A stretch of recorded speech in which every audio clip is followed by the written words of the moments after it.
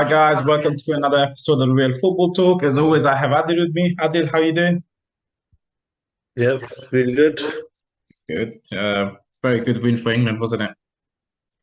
Yeah, a lot more comfortable than anyone imagined. Definitely. Didn't look like that at the beginning, the way he started playing, but yeah, we'll get into it. But so far, knockout stage has been quite good, to be honest. I don't know what you made out of it. Yeah, been good games, open games. They're not being like both teams afraid to play. You know, Mm, it's been good contests, and yeah, it's can't really yeah. um, complain about the end results. The better teams are winning and going through, and yeah, positive Mm, football, good football. No one's sitting off definitely. and defending and just making it a boring encounter. So it's been And good. and it doesn't seem like a mismatch either in terms of the two teams. Like obviously number one playing number two, but it doesn't seem too far off. So it's also been good in terms of that. But yeah, like we said, let's get going with England. What did you make of their performance against Senegal? Thought it was thoroughly dominant. At the beginning, maybe not. Senegal were really out for it, but once England took the lead, I mean, I thought they were very good. Well, I just thought, yeah, I mean, even when Senegal had the chances, it's not like they were the better team. Mm, England was still a better team. Um, and yeah, it's like with the game against USA. England are their biggest enemies. The biggest thing that they have is their two centre backs because they're the ones giving the chances to the opposition. yeah, And you know they'll do stupid things like play really slow, um, and you know give the ball away, and that gives chances. So if you look at the three chances or four chances Senegal had, it was all errors from England's own players. You know, Shaw, Maguire, Saka. It's just poor passing. mm. But So what I mean, what was the difference? It was the difference maker, the Bellingham deep France. What changed the game for them for England? I don't necessarily think it was, and I mean the difference was that they managed to, because few chances they created before the goal, it was the only players that were comfortable playing one touch football was Shaw, Foden, and Bellingham or whoever else joined in from that Mm, side. And the problem was there just wasn't enough other players who could join in there. So it would always end up with either Shaw or Foden, putting a cross in and no one's there because no yeah, other player is able to keep up with the one-touch football. So that was the first time when effectively every everyone was in sync with Foden, Shaw, and Bellingham, and hence that's why Henderson reaped the rewards of a good finish. But again, yeah, obviously everyone will allude to Bellingham's run, but I just think that was the combination that was opening up the game even before that point, which was Shaw, Foden, and Bellingham. They were the yeah, only ones able to play and take the ball first time, pass the ball first time with any accuracy and movement, and the rest of the team just wasn't in sync until that goal. And mm, yeah, a lot comes down to Foden. You know, he plays that little flick with that side of the foot. You know, that's what creates the overload, creates the opportunity, the quick pace, quick thought, the creativity, and obviously Bellingham, is a real powerhouse that exactly. has, and everyone talks about his composure and maturity. I mean, his end product. I mean, both for the first goal and the second goal. I mean, they left footballs perfectly in the stride. He makes the decision in both of those goals. He's made the decision. The way he's played it so For the perfect. striker, yeah, He's made the decision for Henderson to hit it first time because the weight of pass is perfect. Played it right in front of him. He doesn't need to check mm, his right. And he done the same for Foden. He's, so the way in which he can drive with the ball but still have the composure to play the perfect pass with his weaker foot, it's Yeah. the end product, which is Even what even we associate with the best. Yeah, even for the goal for Harry Kane, it was Bellingham that wins that ball, drives through one player and then plays the ball off to Foden, who then passed it to Harry Kane. So again, Yeah, I is mean, Bellingham involved? again, it's his weaker foot, and playing with passing that ball perfect. So that, and the thing is, it's not. It's easy to point out, especially in the first two goals. It's easy to point out the influence of Bellingham, but you can't underestimate Foden's influence on that, because if you look at the first goal, his flick creates the whole Yeah, opportunity. For the second goal, yeah, the overload is created by Bellingham. Bellingham, but how many times, how many players in Foden's shoes take a touch, cut the angle out, and make it easier for the defender to come across? Not many players have the vision and ability to play the ball first time across goal. And it seems like such a simple thing, yet so many elite players don't manage to do it because they see the opportunity, they take a touch, they try to commit the defender, and then pass the ball. And by then, it's ruined. I mean, I think that plays into a bit of his first time pass. That's why obviously the deflection didn't cause too much issues.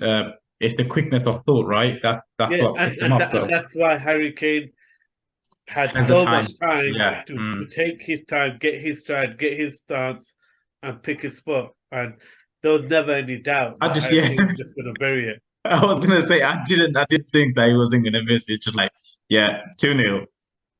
Yeah, and the thing is, in a match like that, how often do you ever see a chance where a striker can really take his time and pick his spot? Yeah.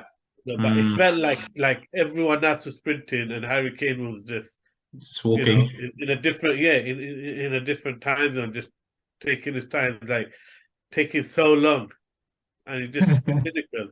But again, it's all because of the speed of thought of Foden, that Yeah. he's played it in so early that it's brought him that extra few seconds, that extra milliseconds of time to pick the spot and finish it Mm, off, and doesn't allow anyone to react. And so you can't underestimate the first time pass from Foden either. no, How no, many players definitely. do you see take a touch and try to commit the defender even more before they pass the ball? But Yeah. so that's Hindsight. I mean, obviously, look, hindsight. You would think, oh, you know what, he made the right decision. But at the beginning, would you have gone with the same lineup of having Saka and Foden, or did you think Rashford deserved the start? no. I was just happy Foden started. And Saka hasn't played bad at all. I Mm, think Saka was more tactical because of Ismail Assar. yeah. Because let's be honest, players like Grealish and Rashford, they don't start big games against in Southgate's England because they don't always track back. Yeah. How many times is Rashford watching the play and then suddenly he starts sprinting back, but it's by then it's It's too too late. late. It's too late. Uh, Yeah. Grealish doesn't always track back, so I think in knockout football, especially when you're starting the game, you just can't carry a player who ain't gonna track back.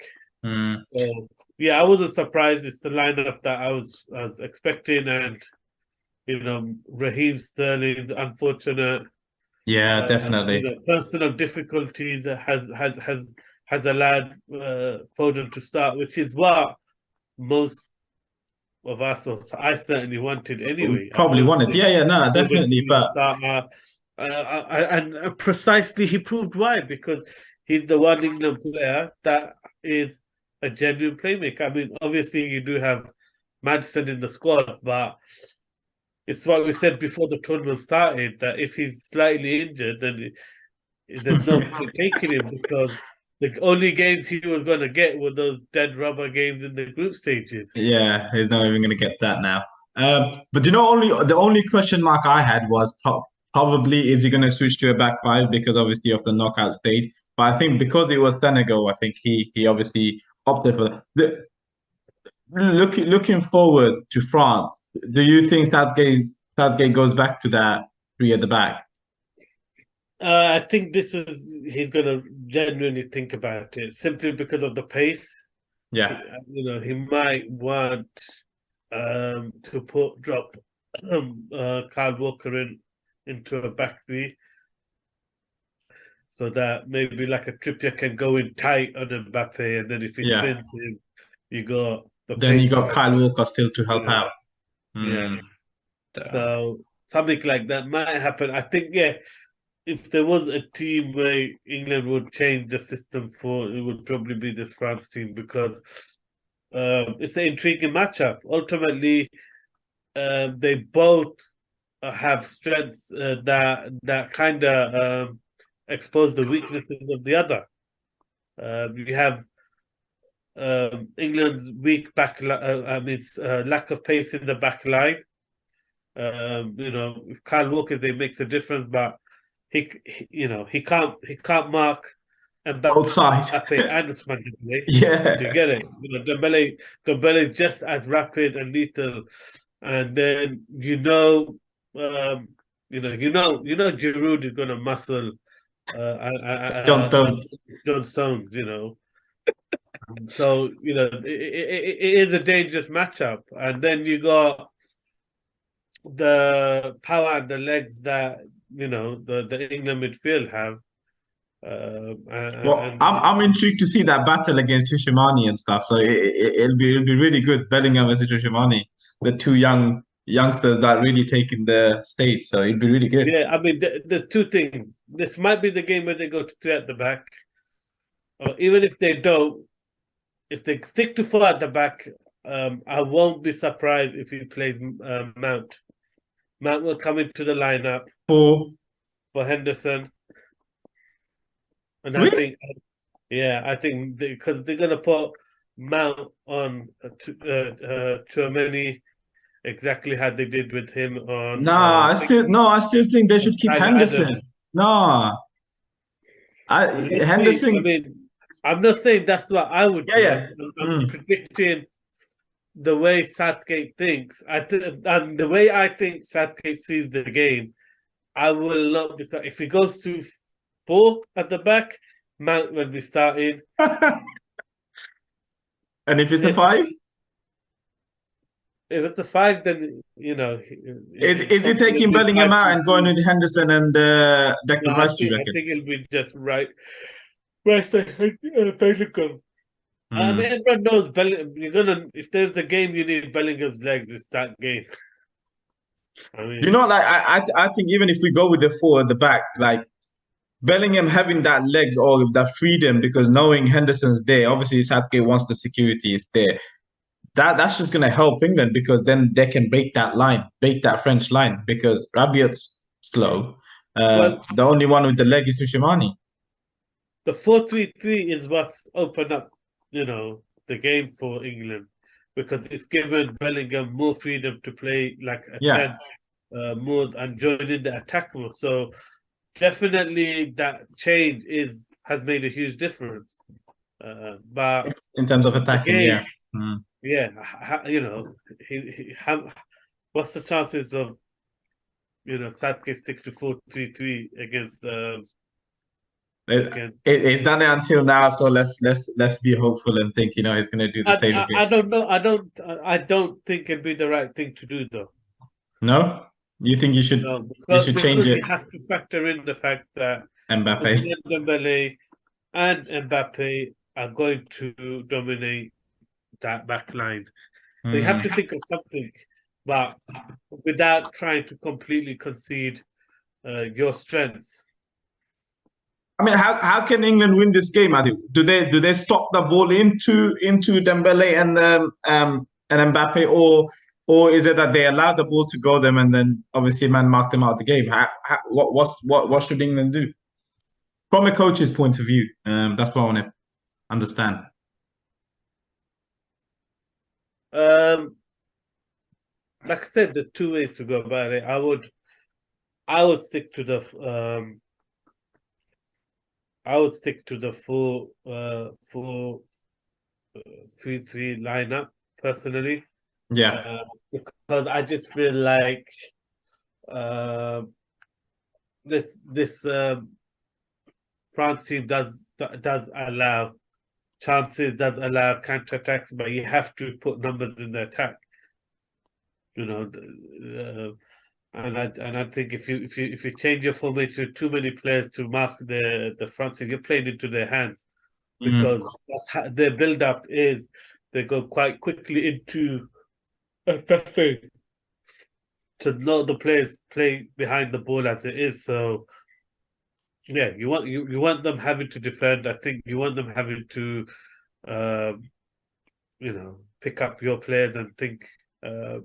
The only difference is, really, But that plays into their strength now as well. yeah, because we actually France can play more expansive and take more risks. Out of the two teams, France can, because they got pace in their back line. Varane is fast, Koundé is fast,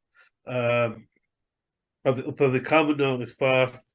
They have pace in their back line. Even I mean, Konate is fast and strong as well, so it's not like they've got any slackers there. So yeah, so if the out of the two teams, I think France has more opportunities to take risks and go man to man, because of the fact that they got pace. So that's why the only way to really cause France problems is to stick to having numbers and options, because where they have looked sluggish is they're defending as a team. Yeah. England have defended as a team better, but individually they've made mistakes. They haven't made they haven't been opened up through their system. If you look at all the chances they've given away, most of them have been because of individual errors, not because the team has managed to have the nous and creativity to break their system apart. So yeah, it's an intriguing matchup. Like I said, both teams' strengths are in different areas. Who wins it, Adil? Who wins it?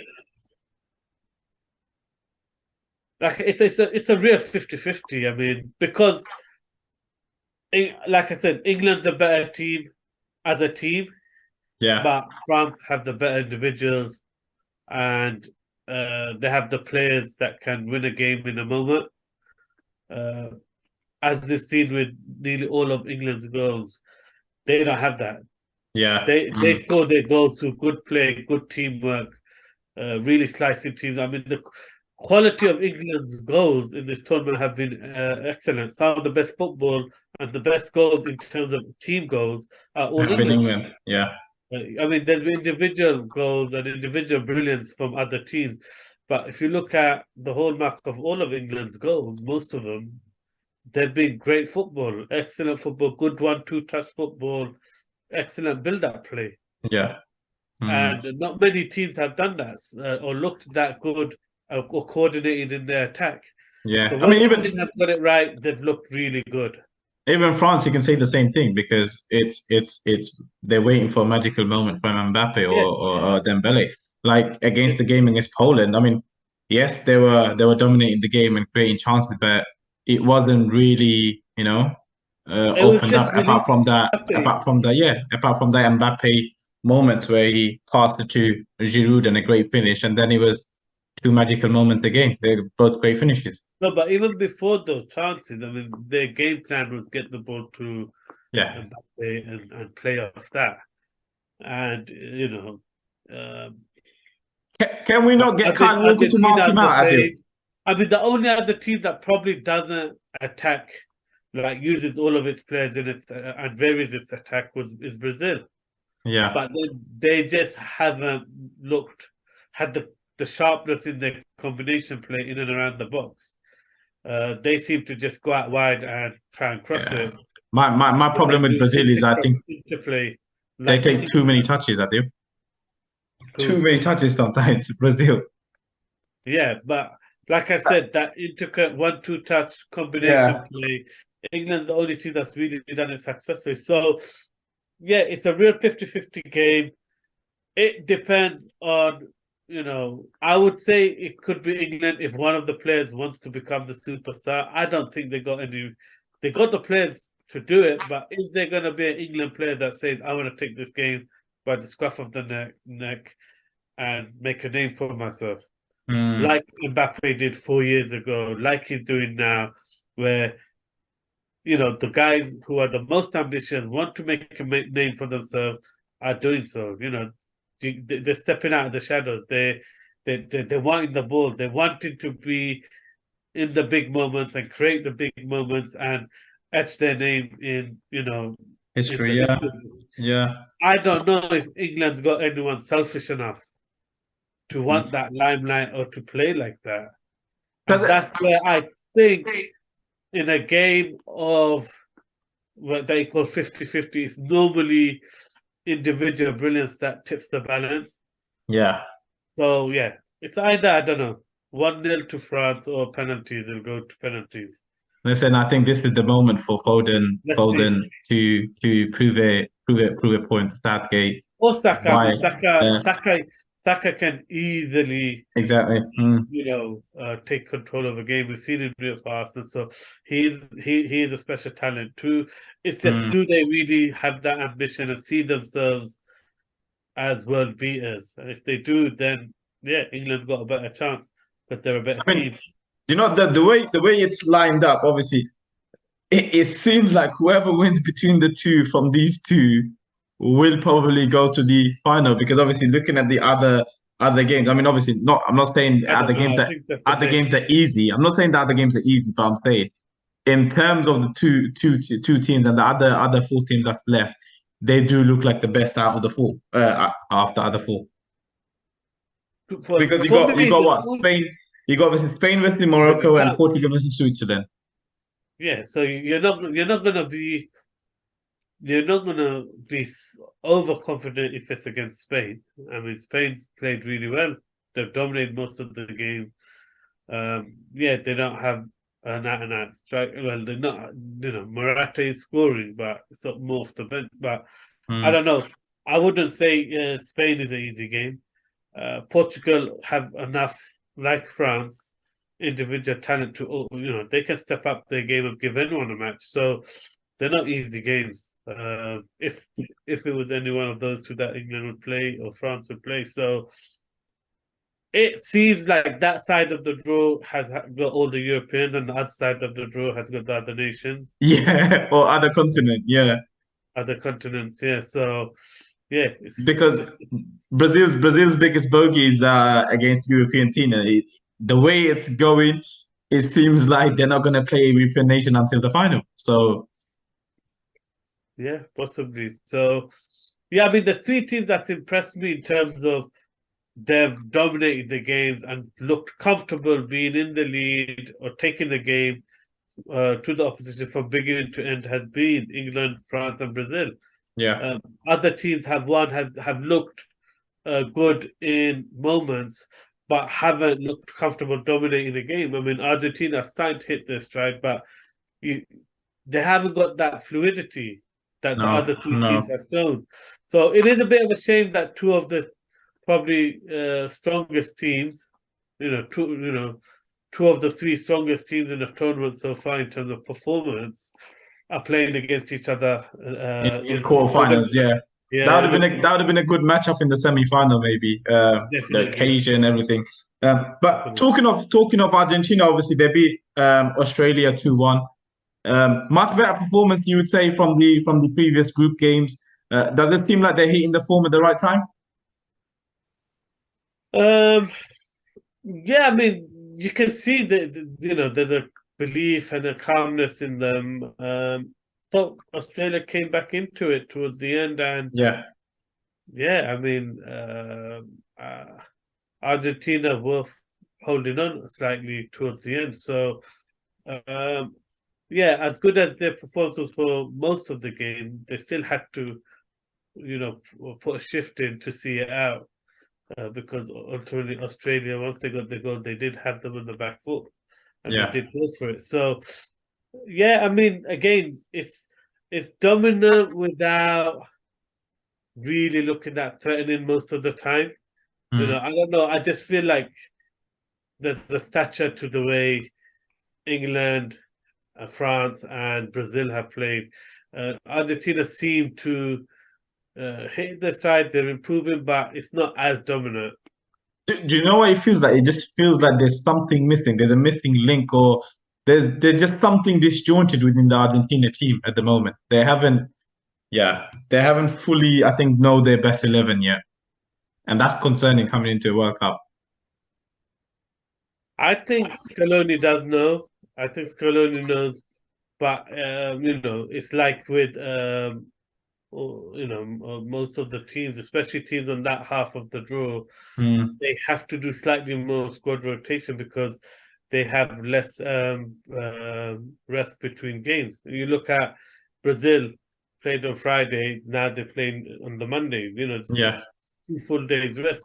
That's the reason why they played a whole different 11. Against who is it, Cameroon. It does not do it because of the way the fixtures have lined up. They had no yeah. choice but to rest everyone.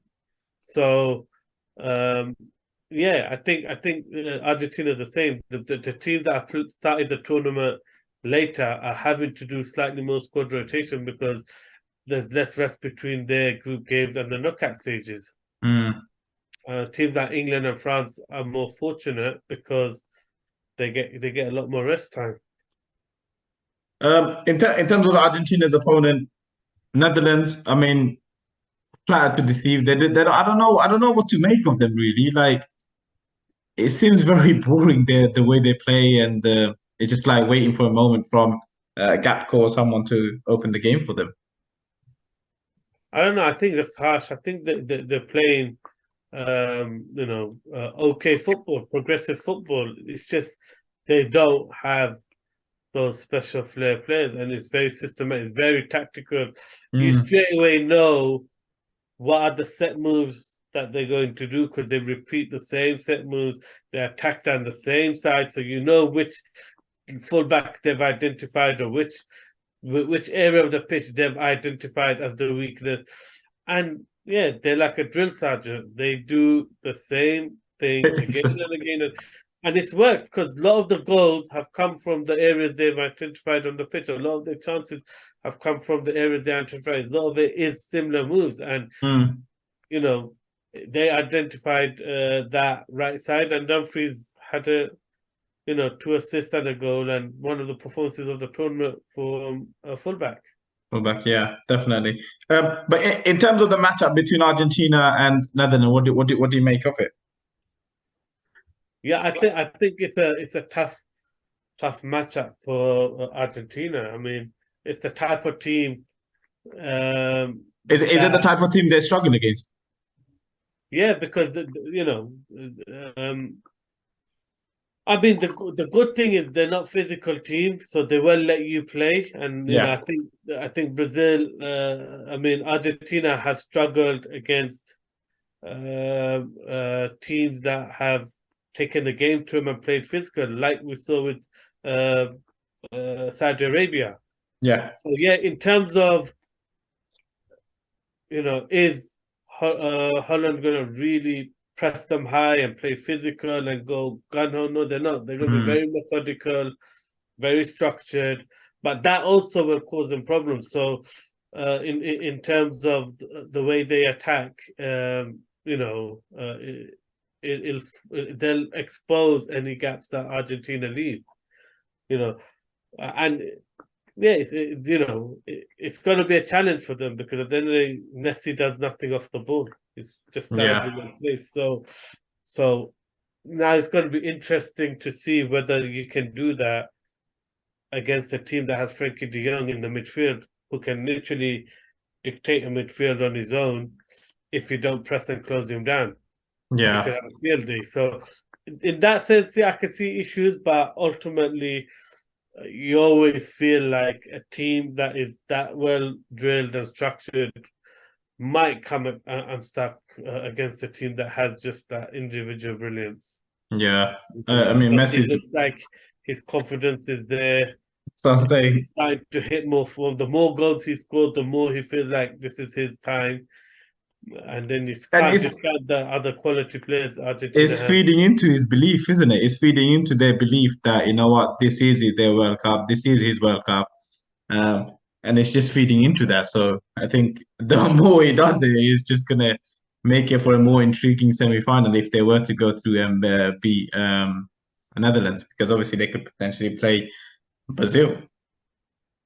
Yeah, another good matchup. Again, another team where both teams are quite a bit different in their setup. They're the opposite to each other. You know, Argentina is the one team I would say when they attack, you don't have a clue what their system is. You know, is McAllister a 10 or is he a left winger or is he an 8? They all rotate. It's really hard to understand what the set position is of those midfielders. Do you know what it feels like? It feels like it's like team at his position and then adapt yourself accordingly. Yeah, it just feels like they've got intelligent players that just adapt to each other. And then you got, the most systematic team, they're like, every player stays in its zone, makes the runs at a specific time, is allowed to move. I think, listen, you're boring me just by talking about it now. You know? So yeah, that's how it is. I think, yeah. I could imagine having Luis Gonzalez as my manager and just fall asleep at training sessions. Yeah, you'd be imagining because you'd be on the bench all that license to be creative will be there. No license to be creative. But obviously Brazil playing South Korea. Their potential opponent could be Croatia, who drew 1-1 against Japan and they went through on penalty. They just seem very legless. And Japan, I mean, I thought they deserved probably to go through. Rubbish penalties, by the way. Once Croatia equalized, out of the two teams risking it, yeah, it felt like Japan was risking it more, but they always felt like they lacked composure. They always felt like, everything they do is rushed, it's shots outside the box, it's fast. Occasion too big for them? Wasn't there. Yeah, I mean, yeah, the composure wasn't there from them. And there is something about Croatia that is slightly clinical about them. When you think about all their games, they've not really dominated, but they scored some decent goals and good finishes. All like the header today, what a great finish! Yeah. Considering it's behind him. Even the other games, when they get a chance, they don't half bury it. They don't create too many, but they're good at. So, they are an efficient team. They are clinical. Do you know what would be good to look at is the conversion rate or the expected goals against the number of goals they've scored. That would be really interesting to look at. Yeah, well, I don't expect the expected goals numbers to be that high, but the conversion rate will be. That's what I mean. They seem quite clinical and efficient in putting away the chances that they do make. It reminds me of Spurs. I know. For me, it's a bit like the Real Madrid team, isn't it? Like when they have a chance, they put it away. Nah. Real Madrid team's got magic. Okay, they got magic. No, but I'm talking about in the way in which they are the most clinical team. Yeah. No, definitely. But you'd be surprised because they really haven't got a clinical striker or anything. So they get goals literally out of nowhere or Perisic or do you know what I mean? It's just they got a lot of those playmaker wingers, isn't it? They got a lot of playmaker wingers, and they bring them all on. They're rotating them all the time. They got a lot of technically gifted players. That's why when they get the chance, they know how to bury it because they're technically good. Anything else stands out to you, Adil? I mean, obviously you got Portugal versus I think it was Switzerland. What do you make of that one? And then you got the other one, it's Spain versus Morocco.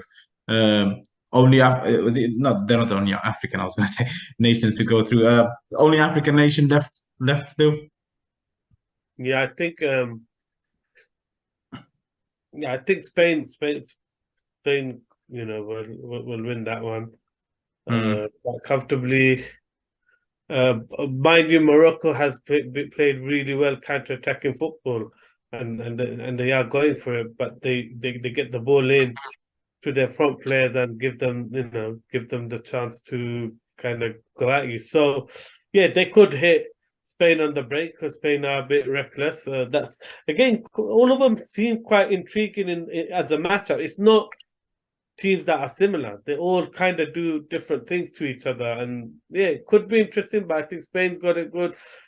Portugal, Switzerland, I think might be the hardest game to call because Switzerland is one of those teams I've really been impressed with them as a team. The way they play, they defend as a team, they attack as a team. They've stepped up every time when they've needed to, so they've shown they've got an extra gear to go. And they're definitely a team that know how to play and know what they're trying to do. So that could be the toughest game because Portugal just, I don't know.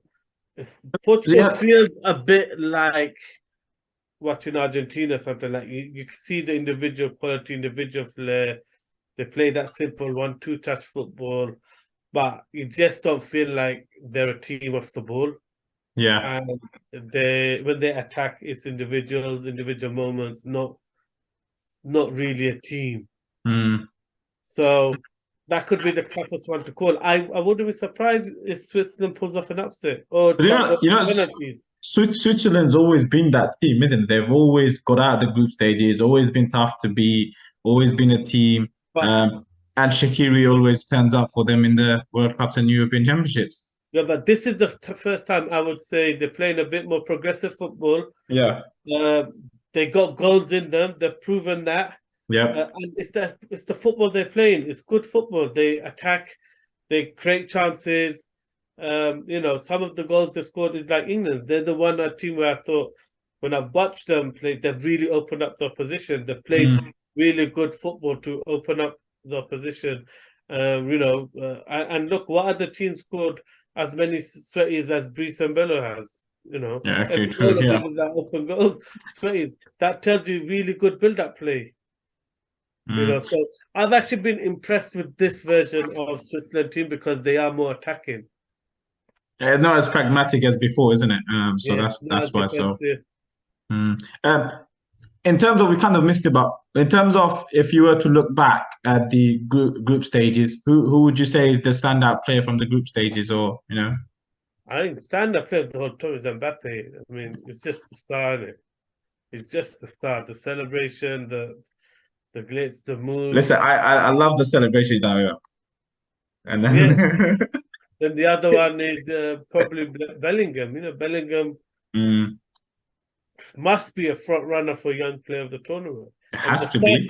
The goals, the assists. He needs to win it. He must be high up on most of the stats. Yeah. It probably is. I mean, he's been a key influence in England's development throughout the whole competition. Anyone else stand out to you? Any other players? Me looking at, couldn't argue with those too much. Probably Messi, because just again doing it for Argentina. The last dance. He's doing the last dance, isn't it? It could be, Is Amazon actually recording or anything? I think so, because they've delayed the All or Nothing. Is it? Could be a surprise one there. So there you go. You heard it first here. But I do thank you, and for those of you watching, thank you for watching. As always, please make sure you like, share, subscribe, and we'll see you soon.